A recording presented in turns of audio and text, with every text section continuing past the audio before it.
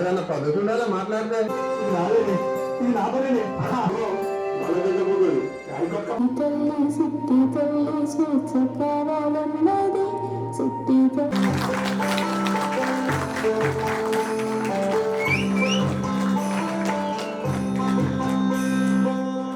హరిచంద్ర గారు, బాహుబలి రాయల హరిచంద్ర గారు,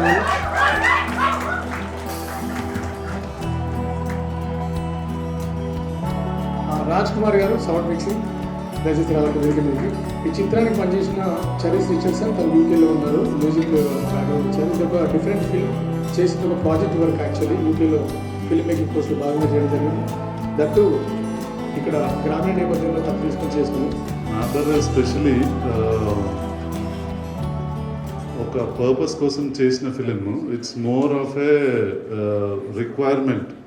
ఒక society, Karimnagar milk producers company society నుంచి, ప్రొడ్యూసర్స్ కంపెనీ లిమిటెడ్ నుంచి వచ్చిన ఒక రిక్వైర్మెంట్ నుంచి ఒక స్టోరీ క్రియేట్ చేశాము.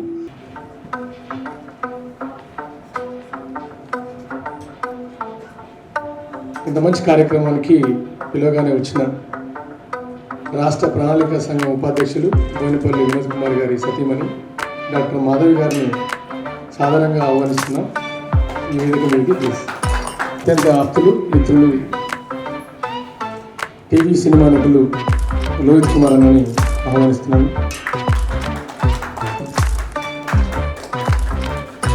బేడి రామచంద్ర యాదవ్ గారిని, తుపాకులు కూడా అనే కొత్త చిత్రంతో యువకులు కొత్త చిత్రంతో ముందుకు వస్తున్న యువ దర్శకులు Vishnu, Jayadev Vishnu, please command the dance. గురుగారు మనోహర్ స్వామి గారు వేదిక మీద రాజుతారు. Thank you very much. ఇప్పుడు హరికృష్ణ గారికి అనురోధ చేస్తున్న సభని నడిపించాల్సిందిగా కోరుతున్నాను. భాషా సాంస్కృతిక శాఖ ఈ ప్రతిష్టాత్మక జాతీయ వేదిక రవీంద్ర భారతిలో పైడి జయరాజ్ ప్రివ్యూ థియేటర్ అనేది ఏర్పాటు చేయడమే ఒక రెవల్యూషన్. ఎందుకంటే మనం అందరం చూసుకుంటున్నాం, షార్ట్ ఫిల్మ్ తీస్తున్నాం, షార్ట్ ఫిల్మ్స్ని యూట్యూబ్లో అప్లోడ్ చేస్తున్నాం, మిలియన్స్ ఆఫ్ వ్యూస్ మనకు షార్ట్ ఫిల్మ్స్లో వస్తున్నాయి. But the only thing is that short films ఎందుకు తీస్తామంటే ఫీచర్ ఫిల్మ్ తీయడం కోసమే మెయిన్గా. సో దానికి ముందస్తు ఒక చిన్న ప్రిల్యూడ్ లాంటిది, it's just like a prelude, ఒక ప్రీటెక్స్ట్ లాంటిది. సో చేస్తున్నప్పుడు దాన్ని ఒకసారి బిగ్ స్క్రీన్ మీద చూసుకోవాలి, నా పేరుని నేను బిగ్ స్క్రీన్ మీద చూసుకోవాలనే ఒక తపన, ఆ ఒక్క తపనే ఒక ఫిలిం మేకర్ని నడిపించడానికి ప్రేరణ, మోటివేషన్గా ఉంటుంది. సో అలాంటి ఫీల్ని ఇవ్వాలి, ఆ కాన్ఫిడెన్స్ని ఇవ్వాలనే ఒకే ఒక్క లక్ష్యంతో ఇక్కడ పైడి జయరాజ్ ప్రివ్యూ థియేటర్ని ఏర్పాటు చేయడం జరిగింది. గౌరవ ముఖ్యమంత్రి కల్వకుంట్ల చంద్రశేఖరరావు గారి స్ఫూర్తితో, వారి ఆశయాల మేరకు ఇక్కడ ఈ కార్యక్రమాన్ని శనివారం అనే పేరుతో, అలాగే సండే సినిమా అనే పేరుతో వరల్డ్ సినిమాని ఇలా చేస్తూ సినిమాకి సంబంధించి ద ఆర్ట్ ఆఫ్ సినిమా, ఇక్కడ మెయిన్ ఇంటెన్షన్ ఏంటంటే the art of cinema. So సినిమాను మనం చూస్తున్నాం, అందరం చూస్తున్నాం, కానీ సినిమాకి ఒక ఆర్టిస్టిక్ ప్రజెంటేషన్ కావాలి. Cinema is also an art. మనకున్న కమర్షియల్ మెయిన్ స్ట్రీమ్ మసాలా ఆ సినిమా వాళ్ళు చెప్పేది అంటే సినిమా ఈజ్ ఫర్ ఎంటర్టైన్మెంట్. కానీ ఎంటర్టైన్మెంట్ మాత్రమే కాదు sir, not only for entertainment. Cinema is for education, cinema is for emancipation, and cinema is for enlightenment. So ఈ మూడు ఈలు, కనిపించని మూడు ఈల కోసం మనం ఈ సినిమాని అనుకుంటున్నప్పుడు ఇక్కడ అలాంటి ఒక జనరేషన్ని తయారు చేయాలి, అలాంటి ఒక ఐడియాలజీని మనం నెమ్మదిగా చెప్పాలి. అది చెప్పాలనుకున్న పుస్తకం చెప్పడంగా, డైలాగులు చెప్పడంగా చూపించాలి. ఏంటి సినిమా, ఏది సినిమా, అసలైన సినిమా ఏది, సినిమా యొక్క ప్రయోజనం ఏంటి అని చూపించడం కోసమని ఏర్పాటు చేసిన వేదిక ఇది. సో ఈ వేదిక పై నుంచి ఏర్పాటు చేసిన పని for the last 6 years you can find a drastic change in the mindset and ideology of the creative filmmakers, especially the young filmmakers now. So వాళ్ళు ఇప్పుడు సినిమాని ఇట్లా చూస్తారు. ఇప్పుడు ఓటీటీ వచ్చిన పుణ్యమా అని మనం ఇప్పుడు సినిమాని కొత్తగా చూస్తున్నాం. తెలుగు సినిమాకి అలవాటు పడి చూసి ఇదే సినిమా అనుకొని గబ్బర్ సింగ్లకు తొడగొట్టడానికి, పడగొట్టడానికి. చిట్టి ఫిల్మ్ రూపొందించిన డాక్టర్ జి కుమారస్వామి గారికి,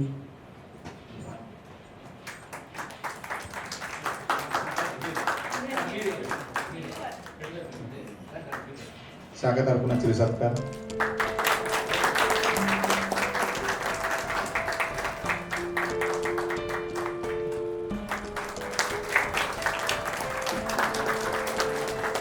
చిట్టి పాత్ర చిన్న పాపని, అలాగే శ్రావణి గారిని కూడా వేదిక మీకు ఆహ్వానిస్తున్నాను.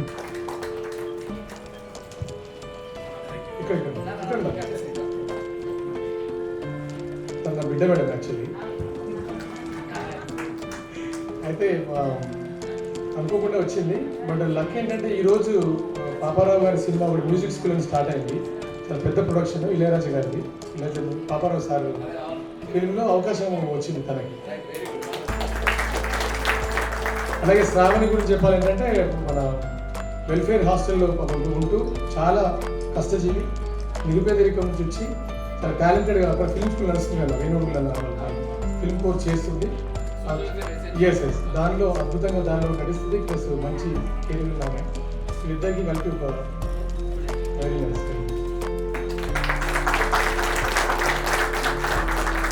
అలాగే చిట్టి ఫిల్మ్ వరకు ఒక రిక్వెస్ట్ ఇంకోటి, తను కుమారస్వామి గారు సేమ్ పేరు. మా ఊళ్ళో కుమారస్వామిలు ఒక 30 మంది ఉంటారు sir.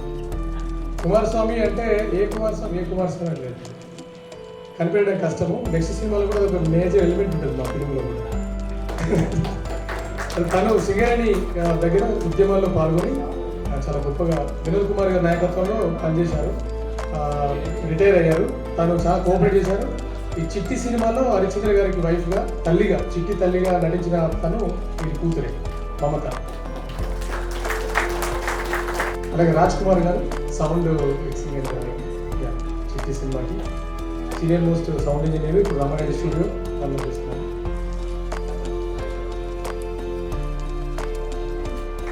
Thank you very much. Mohan Lal Prakash గారు వచ్చిన అలాగే సార్. కార్యక్రమానికి ముఖ్య అతిథిగా వచ్చేసిన మాధవి మేడం కూడా మన హరికృష్ణ గారి చేతిలో. సింప్లిసిటీకి మారు పేరు మేడం. ఎందుకంటే మేడంతో అనుబంధం ఒక 10 ఏళ్ళ నుంచి నేను చూస్తున్నాను. అంటే సార్ దగ్గరికి వచ్చినప్పుడల్లా సార్కి మాట్లాడుతూ, తర్వాత మాకు కూడా మాట్లాడుతూ చాలా గొప్పగా ఎంకరేజ్ చేశాను. ఉద్యమం సమయం లోహిత్ కుమార్ అన్న,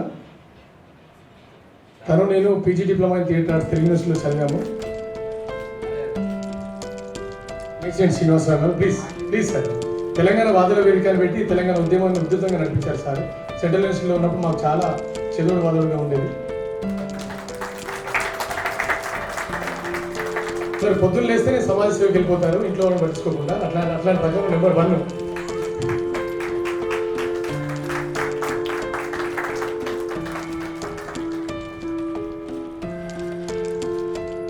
అలాగే మనోహర్ స్వామి సార్ ప్లీజ్ గారు.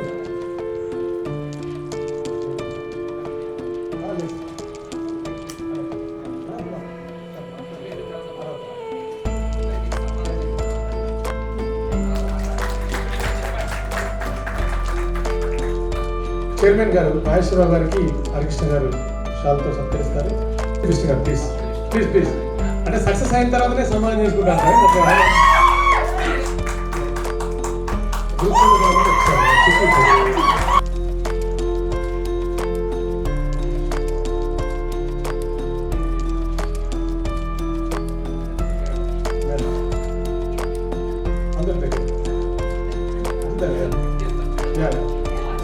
ఈరోజు నా పని రిలీజ్ అవుతుందంటే కొరుట్ల నుంచి ఒక మార్మల గ్రామం నుంచి ఒక నటుడు వచ్చిండు. రవణ గారిని వేదికకి రావాల్సిన కోరుకుంటున్నాను. మీరు కూడా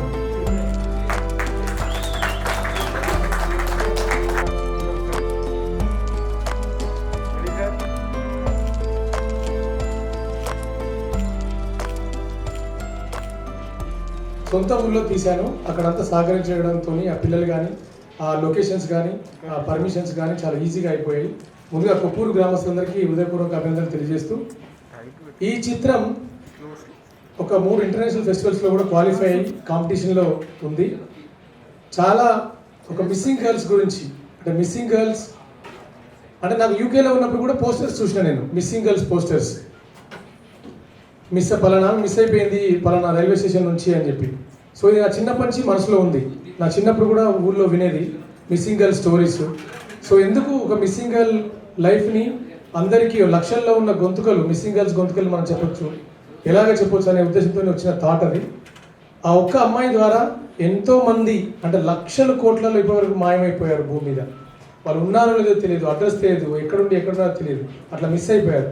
సో వాళ్ళందరి మనస్తత్వాలు ఎలా ఉండొచ్చు, ఎలా వాళ్ళు బాధపడుతుండొచ్చు అనేది ఒక డిఫరెంట్ ఆమె మళ్ళీ ఊరికి వస్తే యాక్సెప్ట్ చేశారా లేదనే ఇష్యూ మీద తీయడం జరిగింది.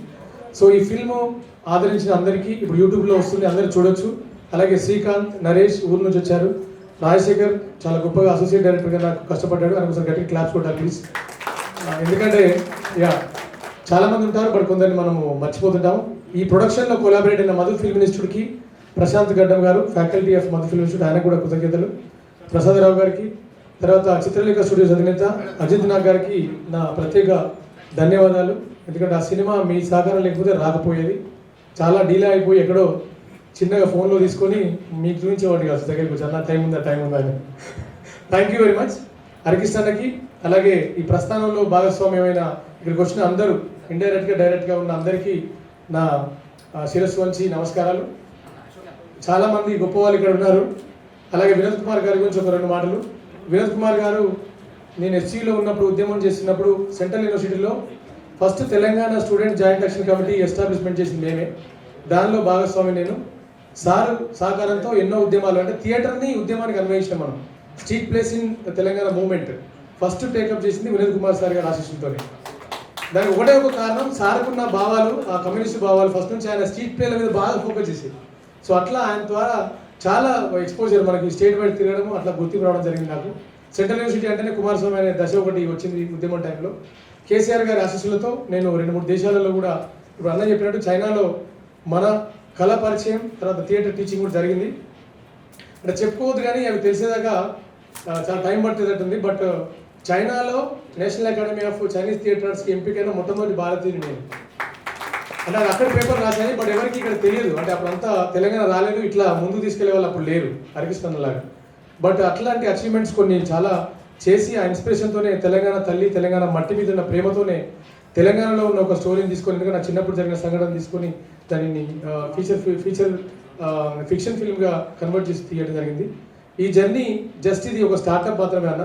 కుమార్కి మరొక్కసారి మనందరి కర్తాల మధ్య రౌండ్ ఆఫ్ అప్లాస్, మంచి అభినందనలు. త్వరలోనే ఒక మంచి సినిమాని చూస్తాం మనం. ఫుల్ లెంత్ ఫీచర్ ఫిల్మ్ని డాక్టర్ కుమార్ దర్శకత్వాన్ని మనం చూడబోతున్నాం.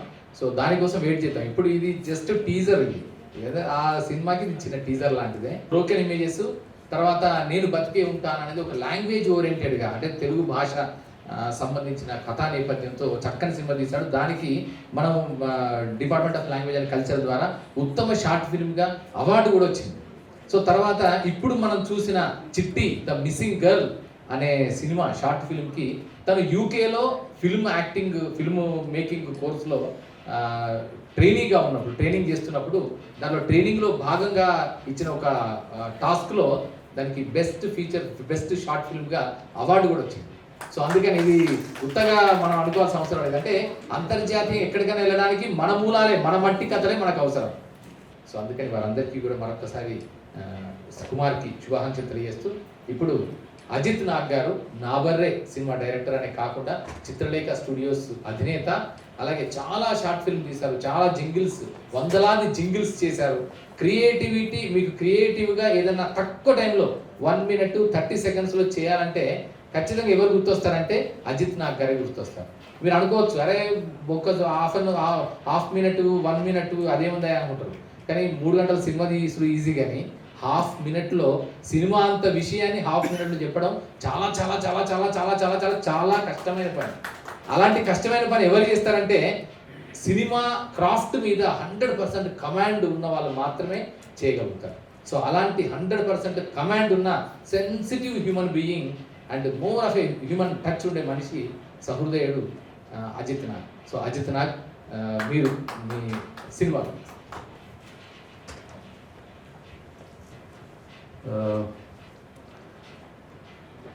ఇంతకు ముందు చెప్పినట్టు ఈ సినిమా నా నుంచి ఏం రాలేదు, ఒక రిక్వైర్మెంట్ ఉండే. మేము రెగ్యులర్గా కమర్షియల్స్, డాక్యుమెంటరీస్ ఇవన్నీ చేసే క్రమంలో చైర్మన్ గారికి ఒక రిక్వైర్మెంట్ ఉండే, ఒక ఫిలింని గిట మనం చేసి వాళ్ళ కంపెనీలో మెంబర్స్ని పెంచే అవకాశం ఏమైనా చేయొచ్చా అనేది వాళ్ళకు వచ్చిన ఆలోచనతో మొదలైంది.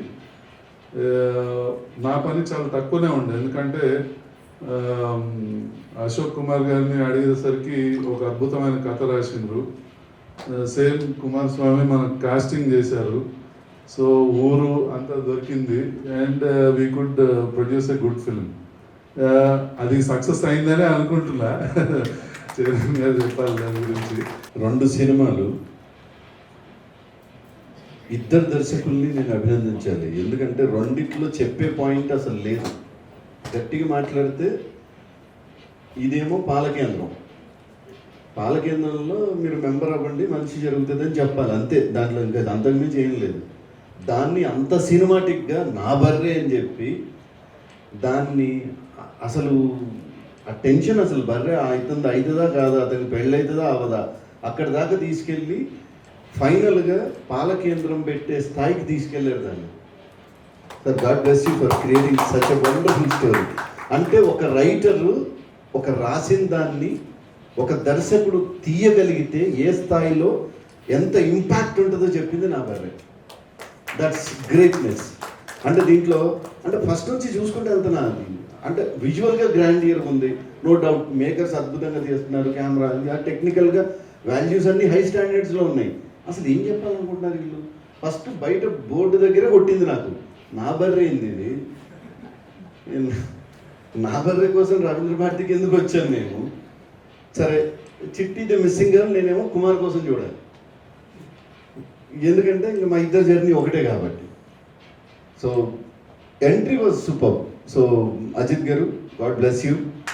అంటే as he said that you are continuing a legacy. కాదేంటంటే అంటే ఒక తండ్రిని మించిన తనయుడు అంటే ఎలా ఉంటాడో చూపించాడు. అంటే in commercial way he has produced many. Of course I got a chance to act in ఒక కమర్షియల్ యాడ్లో చేశాను దాంతో.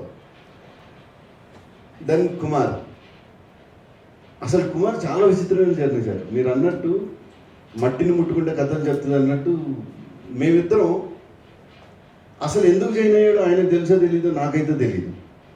ఎందుకంటే తెలుగు యూనివర్సిటీలో మేము డిప్లొమా ఇన్ థియేటర్ ఆర్ట్స్లో జాయిన్ అయ్యాను. నేను ఎందుకు చేయానంటే నేను అంతకుముందు ఒక క్యారెక్టర్ చేసినప్పుడు ప్రతి షార్ట్కి డైరెక్టర్ యాక్ట్ చేసి చూపించాడు నాకు.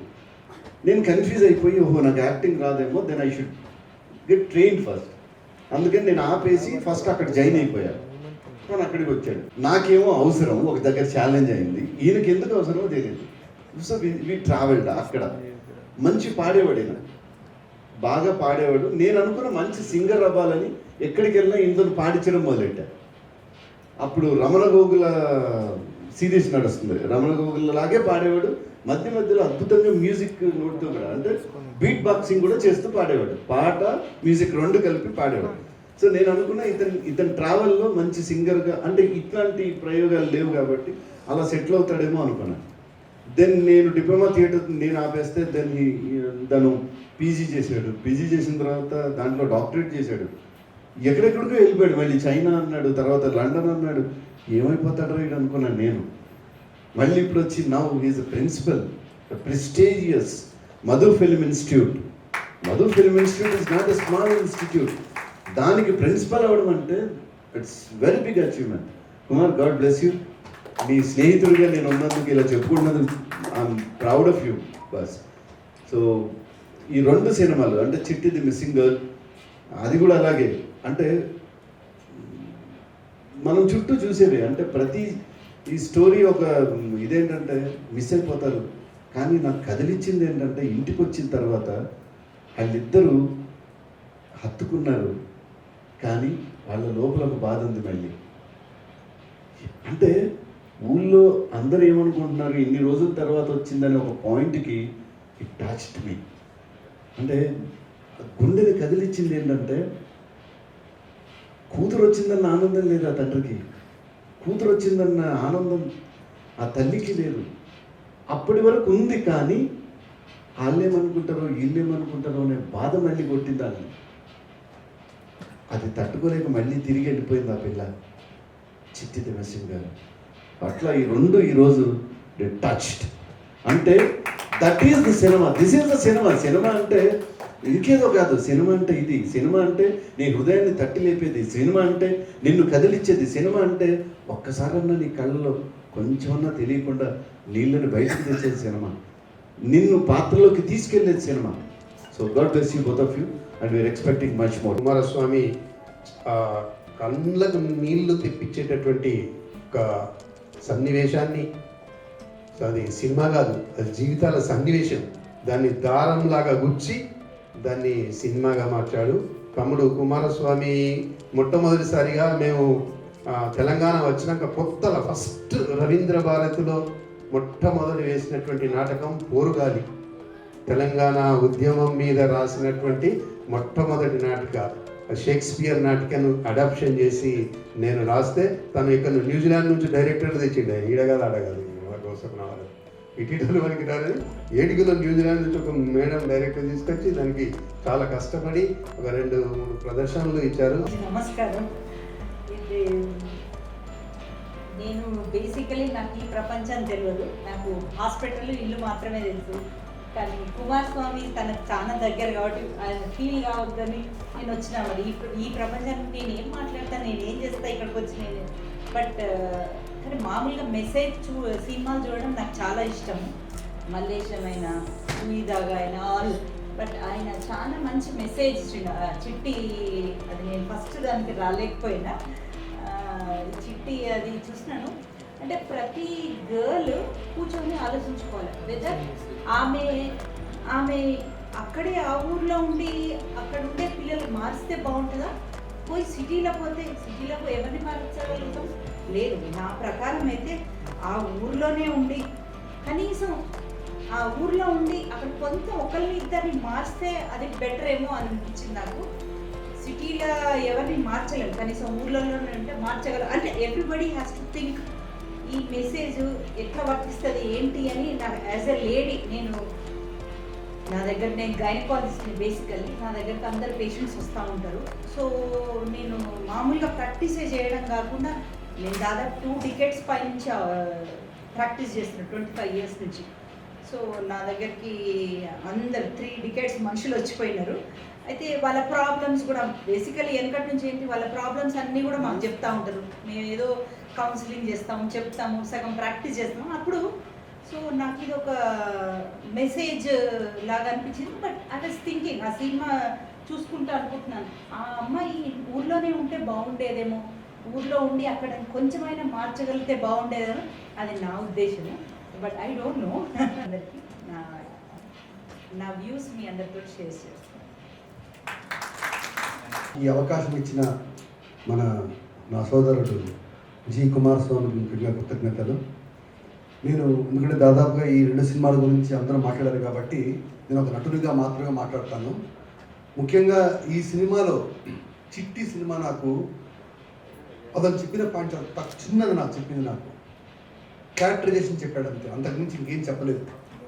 నేను అంతవరకు నటించాను. నేను కాకపోతే కొద్దిగా ఎక్స్పీరియన్స్ ఉంది కాబట్టి దాని ముందు వెనకలను కొద్దిగా బేరీజీ వేసుకుంటూ ఇప్పుడు అమ్మాయిగా చేసింది ఆ అమ్మాయి. ప్రతి ఒక్కరు కూడా ఆ ఊరికి వెళ్తే చాలా ఇన్స్పైర్ అయ్యారు నిజంగా. అంటే నాకు ఒక యాక్టర్ నేను మాత్రం అందించిన షార్ట్ ఫిలిమా లేకపోతే ఫీచర్ ఫిలిమా లేకపోతే కొత్త డైరెక్టరా లేకపోతే పెద్ద డైరెక్టరా అవన్నీ నాకు అనవసరం. నేను ఒక ఆర్టిస్ట్ని, నా బెస్ట్ నేను ఇవ్వాలి, దట్స్ ఇట్, అంతే. అదే నేను కోరుకున్నాను, అదే నేను కోరుకుంటాను, ఎప్పుడు అదే నమ్ముతాను కూడా. ఒక ఆర్టిస్ట్ అనేవాడు అంతే తప్ప రాజమౌళి సినిమా కాబట్టి ఇట్లా చేస్తారు, చిన్నవాడు కాబట్టి కాదు. ప్రతి ఒక్కరు కూడా ఒక రచయిత ఒక పాత్ర రాసుకుంటే ఆ పాత్రకు న్యాయం చేయాలంతే. సో మన కుమారస్వామి నాకు నమ్మాడు, నాకు మంచి పాత్ర ఇచ్చాడు. అతను ఏం తీశాడో నాకు తెలియదు, నాకు అది. బట్ నేనైతే మాత్రం అతను చెప్పింది కాస్త 100% ఇన్వాల్వ్ అయి చేశాను. తీరా సినిమా చూసేటప్పటికి నాకే ఆశ్చర్యం వేసింది.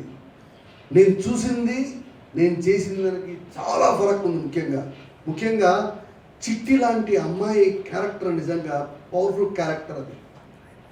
అది దాని గురించి మాట్లాడాలంటే నిజంగా నేను కనీసం 2 hours అంత ఫిలాసఫికల్, అంటే ఒక అబ్సర్డ్నెస్ ఉంది అందులో, చాలా గ్యాప్స్ ఉన్నాయి. బట్ ఆ పెద్ద గ్యాప్స్ని ఒక చిన్న పాయింట్ ద్వారా చెప్పుకుంటూ పోయాడు అంతే. దాని ఒక పెద్ద ఫీచర్ ఫిల్మ్ తీయచ్చు, బట్ ఆ ఫిలింని చాలా చిన్న మాటలతోటి చాలా ఇంటర్నేషనల్ లెవెల్లో చూశాడు. నిజంగా నేను ఐఎమ్ వెరీ హ్యాపీ.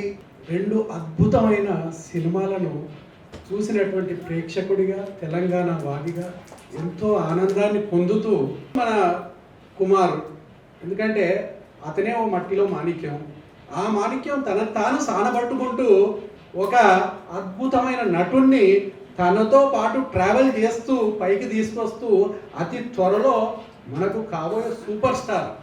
అలాంటి సూపర్ స్టార్ కావాలి. ఎందుకంటే ఇవాళ మీరు ఈ 2 సినిమాలలో అతని డిఫరెంట్ రోల్స్, ఒక దాంట్లోనూ హీరో, ఒక దాంట్లో విలన్, ఈ 2 పాత్రలను కూడా ఎంతో అద్భుతంగా. నిజానికి మనం ఎందుకంటే ఒక పేరున్న యాక్టర్ను చూడడం ఒక గమ్మత్తు ఉంటుంది. ఒక యాక్టర్ అంటే పేరు లేనివాడు యాక్టింగ్ చేసినప్పుడే అది యాక్షన్. ఎందుకంటే పేరున్న యాక్టర్ చాలామందికి ఏంటంటే మనం వ్యూలో ఉంటాం, అతన్ని మనం అన్వయించుకుంటుంటాం, అతన్ని యాక్సెప్ట్ చేస్తుంటాం. కానీ ఈయనను మనం ఒక సామాన్య యాక్టర్గా నిజానికి అందులో ఇన్వాల్వ్ అయ్యి మీరు చూడండి, ఆ 2 షేడ్స్ కూడా అద్భుతంగా పోషించారు. అంటే నేను ఒక ప్రేక్షకుడి దృష్టికోణంలో నుంచే మాట్లాడుతున్నాను. ఎందుకంటే మనం సరే అతని మిత్రుడు, మనందరికీ ఉన్న అనుబంధం అది వేరు, కానీ నిజానికి చాలా గొప్పగా యాక్ట్ చేసింది. 2 షేడ్లు చాలా చాలా వర్సటైల్, ఇట్స్ వెరీ వర్సటైల్. అందులో ఎంత అమాయకంగా అతనికి ఉన్న బాధను, ఎందుకంటే అతని ఆతృత, అతని భూమి ఎక్కడ పోతుందో అనే అసలు ఆ బాధ చాలామందిలో ఉంటుంది.